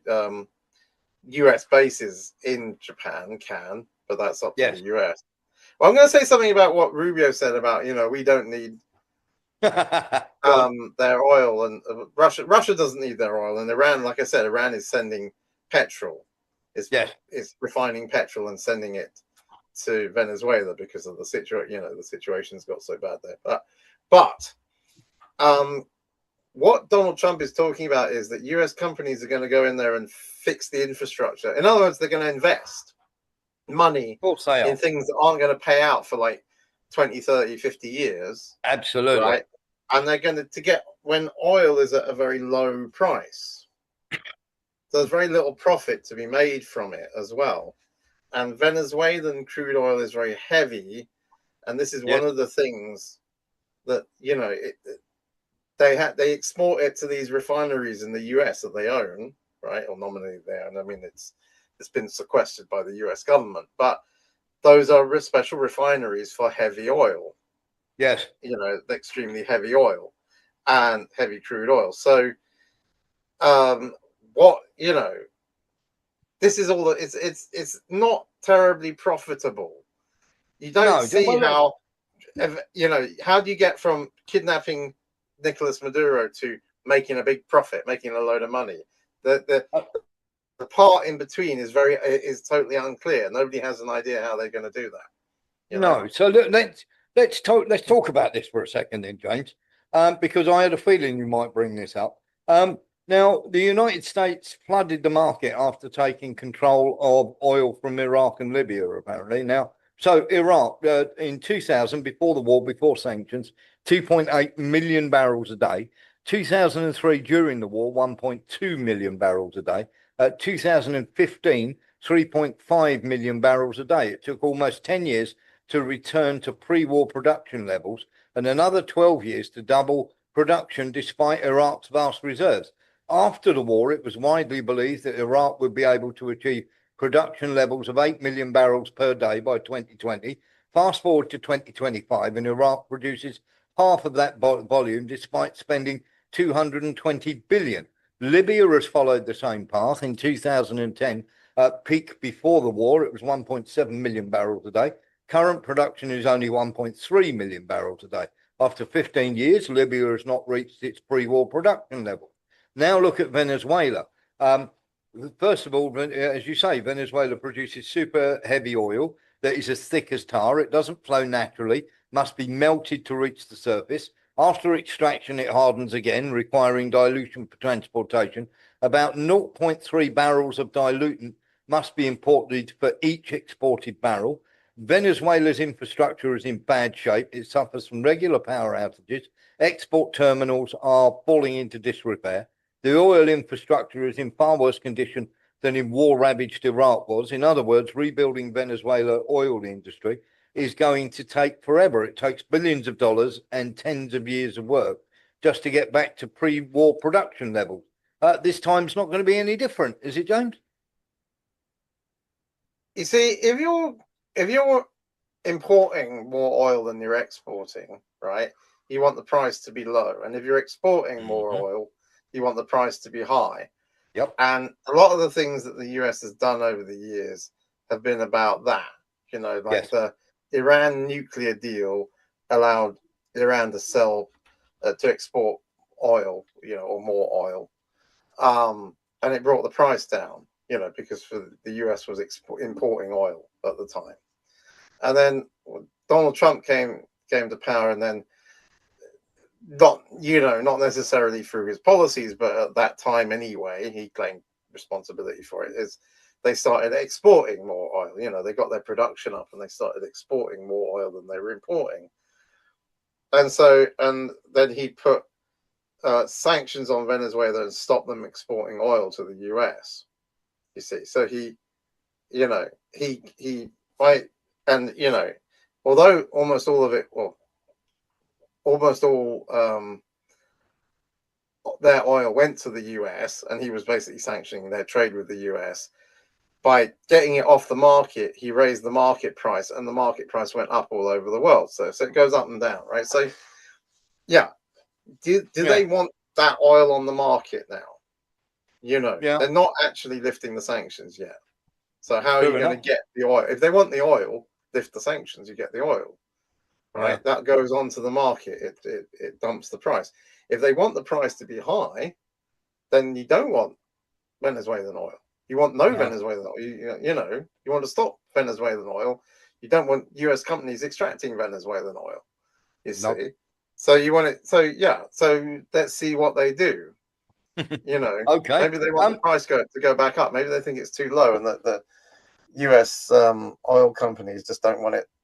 You know, they don't want it on the market, and maybe they don't want Iranian oil on the market either. They think that's how they're going to control it and push the price back up. Now, I want to ask you a question on this. Now, we revealed this yesterday.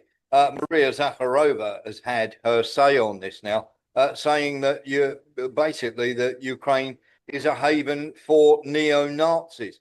And this is in response to the fact that Christopher Freeland is now an advisor on the economic development. Of course, all neo-Nazis together, isn't it, James? Yeah, exactly. Her grandfather, you know, one of her two grandfathers was this Ukrainian guy who lived in Poland and published an anti-Semitic propaganda newspaper for the Nazis, you know, in which he also, you know, he said the Poles should be exterminated or something.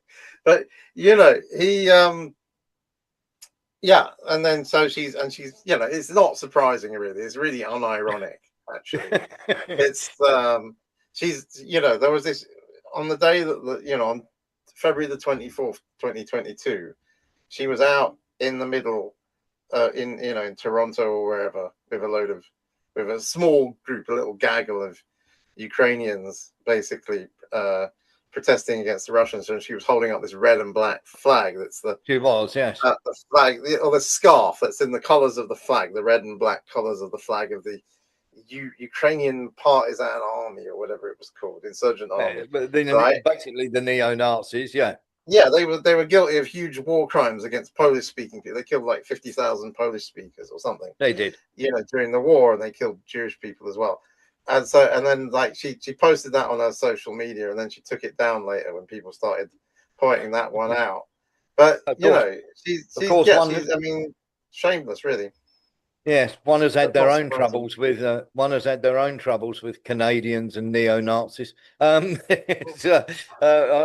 got in a lot of trouble for pointing that out. The problem is, though, isn't it, that Canada had an awful lot of neo-Nazis that went there after the war. I mean, certainly around certain areas of Canada, there was a massive influx of Ukrainian Nazis.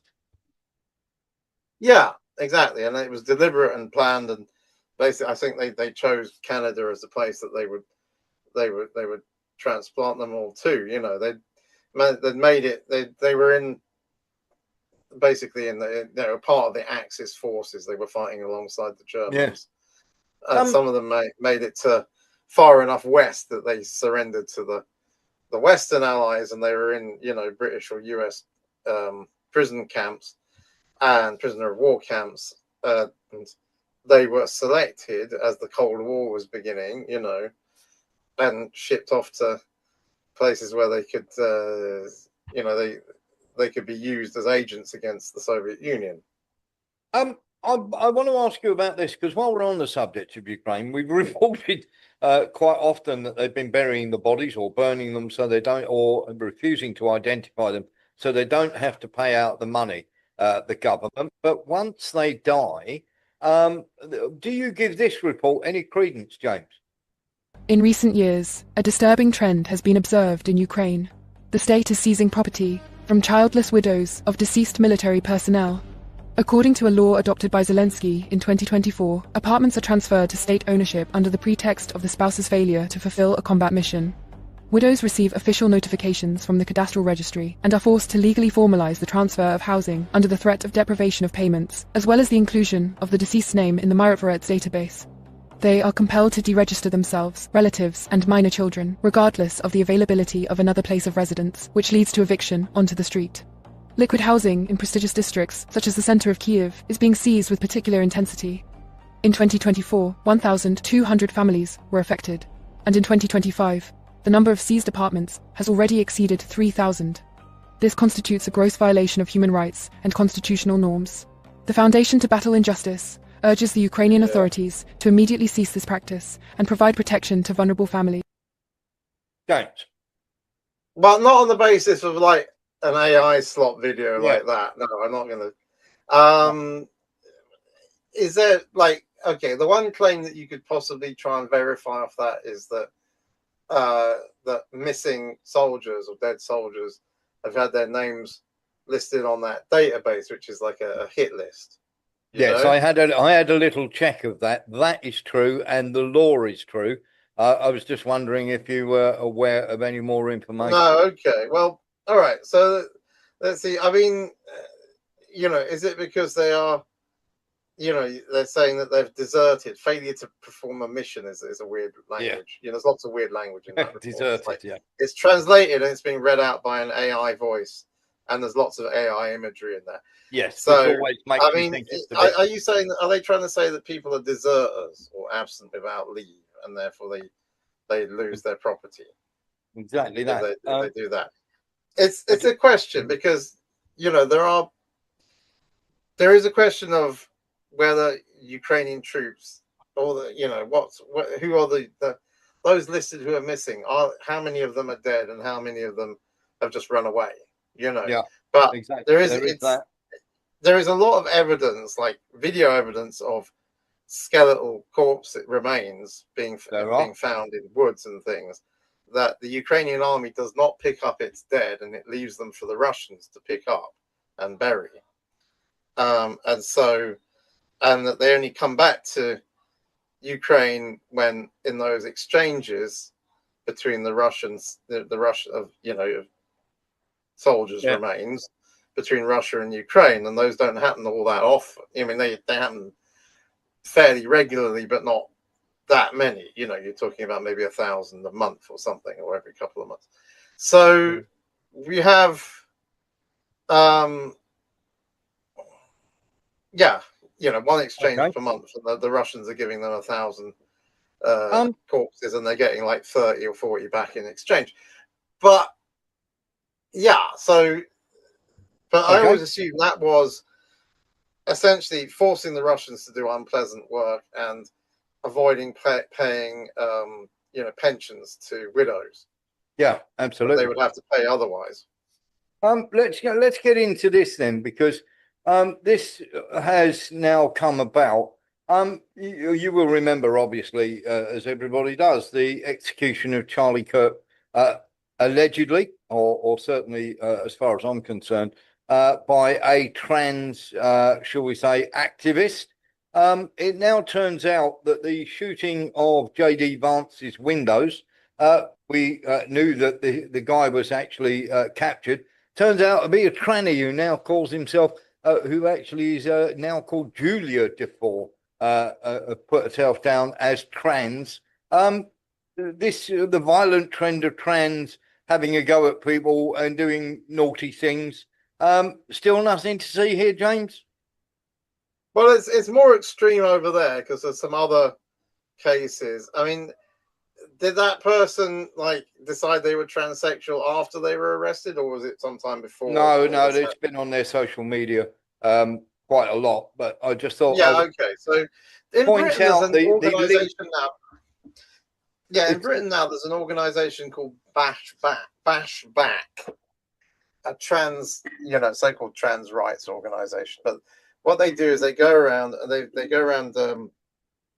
breaking, attacking buildings which are holding meetings, hosting meetings by feminists, and the feminists are kind of against the trans thing, basically, because of all the issues that are associated with it that are not, not being addressed at all. Do you how can I put it? Do you correlate the trans movement with the amount of violence that comes out from these people? There is violence, yes. I mean, there is a couple of there have been a couple of murders, and they're under investigation. But some people are speculating in the media, based on they're reporting that it was a group of transsexuals. It's not being made terribly obvious in the mainstream media, but it is being reported around that there was a group of transsexuals in the US that were murdering people, and possibly it was some sort of cult. It's too much of a coincidence that several people who associate with each other have murdered people, right? Or accused of murder. Anyway, absolutely. They haven't been convicted yet, but they've been accused of murder. This Bash Back thing is like sort of escalating. It's attacking. It's gone to vandalism. It's intimidating women at events by shouting abuse at them. It's threatening. It's allegedly threatening people online. And the latest thing is that they got some hackers to obtain the membership list of the Free Speech Union. Yes. Which they don't like because that free speech from it is the freedom to criticize transsexuals, or to call Deirdre is actually Dave and point that out and say he's a man, that sort of thing, right? So they've got their hands, they've doxed them, right? They've got their hands on all their addresses and telephone numbers, and they've published them on the internet so that people can go around and anyone who feels like it can go around and smash their windows like they did to J.D. Vance. So this is a thing, and Vance has come under attack before as well, hasn't he? He's had people. I think it's shouting abuse at him in the street. I think it's a much more dangerous thing, especially with the drugs they're giving them. Some of the psychotic drugs they're giving them. For me, it's something that is quite awful. Let's have a quick shout at this, James, because this major breaking political news out of St. Paul, Minneapolis, Minnesota. Tim Walz will not seek re-election as governor, and what a fall from grace this has been for him. You might recall in the spring of 2023, he pushed through several progressive ideas to the state legislature that caught the attention of Barack Obama, who went to Twitter to give his endorsement for the programs, which eventually caught the attention of people like Kamala Harris, who chose him to be his. Is he being a scapegoat, James Tweedy, for the daycare centre scandal, or should people be looking at him? I think it's a way of. It's obvious, I suppose it's a way of avoiding prosecution. You sort of you kind of decapitate yourself, basically. Yes. You know, fall on your own it's sword. sacrificial. Yeah. You know, and maybe he hopes that, you know, they won't bother to prosecute him if he's not going to stand again. There's a question about this, that a lot of money was paid, you know, there have been convictions, quite a few convictions, right? Yeah. That people have received money fraudulently for running, you know, from the state government there in Minnesota, you know, for providing services that they didn't provide, right? No. Health, childcare, and, you know, like nurseries, and possibly healthcare as well. So, but the question is, if that's corrupt, then there has to be some sort of quid pro quo. And what I guess I would expect is, because the government was run by the state government is run by the Democratic Party, were those businesses making donations to the Democratic Party with that money that, you know, is taxpayers' money? So it didn't cost the Democrats anything themselves. Were they paying it back to, you know, were they feeding donations back to the Democratic Party so they had lots of money to fight campaigns or to employ people that they like or whatever? Right. That's, see, no one has actually, I haven't seen anyone saying that yet. That's the thing. I'll tell you what I did hear, James. I'll tell you what I did hear was absolutely bizarre. Was they turned around and said he shouldn't be prosecuted because they don't prosecute OnlyFans for taking money off of people and not performing the prostitute service. I mean, could you think of anything more daft to come out about a council chamber than that? Yeah, but what does that mean? No, I mean,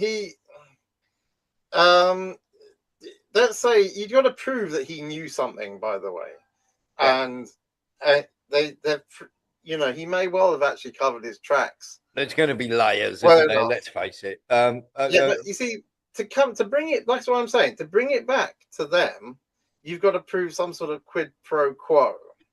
Yes. Right? That someone was getting money back off it. Were they actually paying bribes?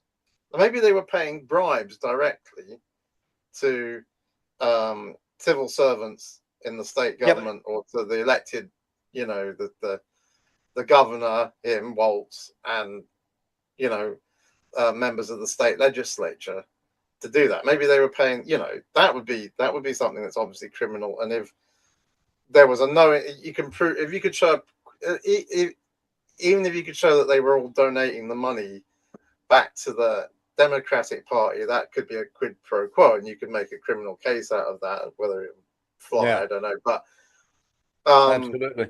If Waltz doesn't benefit, if Waltz didn't benefit directly from it, and he's covered his track, so you can say he didn't know, then they can't really prosecute him. Let's get into this, James, because I know you're very skeptical about conspiracy theories. We've had I'm very much. I have a different way of thinking about Andrew Bridgen. Is Maduro in the same club as Keir Starmer, both making unnatural hand gestures? First of all, I'd have to say to Andrew Bridgen, really, is that the what you're going to talk about now? But the deflection that is going on with lots of people coming out with all sorts of strange theories on top is not helpful, is it, James?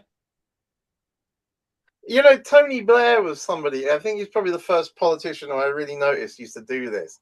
And he used to do this sort of thing, you know, when he was speaking and all that, you know. And what's this? It's partly it's to stop you from fidgeting with your hands. You have to do something with your hands. You could put your hands behind your back. You were in the army, weren't you? I guess that's, you know, the sort of thing you would do. I know some other guys who were in the army, and they said that at boxing matches you had to sit there. You couldn't do anything while you know, in regimental boxing matches, you had to sit there with your hands on your knees, and silently watching them, you know, in silence. Watching bells out of each other. Yeah, exactly. Until the bell rang, and then you could cheer. Then you could jump basically, you know, it's something you to do with your hands, so you're not fidgeting. Basically, you know, and that's based on a court sketch. I mean, that's not a photograph; that's a court sketch. No, exactly that. I don't know what he was really doing. You know, no, one of those, isn't it? Talk about total irrelevance. But of course, those sort of things are going to start coming out. You're going to see more and more of that. Our final thing before, and we do need to have a word with you, so please don't go anywhere. Our final thing is this. This is the way to see in the new year, isn't it, James?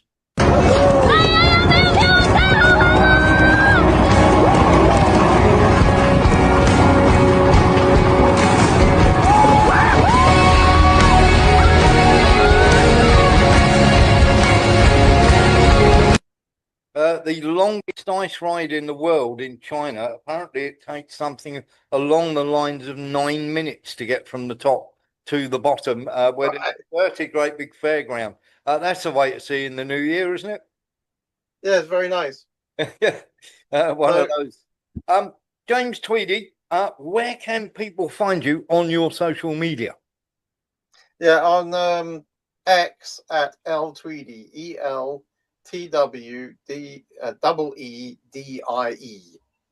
And can I please urge you to go along and follow James and follow his work. Some of the stuff he does is absolutely brilliant, and he doesn't get enough credit for it. And he's been a magnificent friend to the show all of last year, and we hope he'll continue to be this year.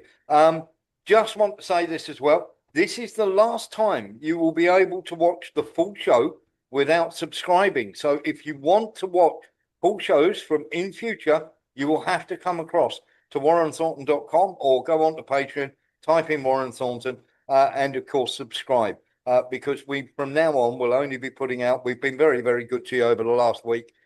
We will only be putting out the first hour of each show, and that will go down to half an hour, and it's literally the price of a pint. For that, you get a subscriber show in the morning. You also get other events that we take part in, and other stuff that we take part in. And of course, you can come and watch the full show here for 2 hours, 6 days a week, and it's the price of a pint. That's it for a whole month. Thank you very much. That's the blurb over with. We have run out of time. And once again, as always, we say a massive thank you to James Tweedy. But for the time being, it's goodbye from me. It's good night from him. Good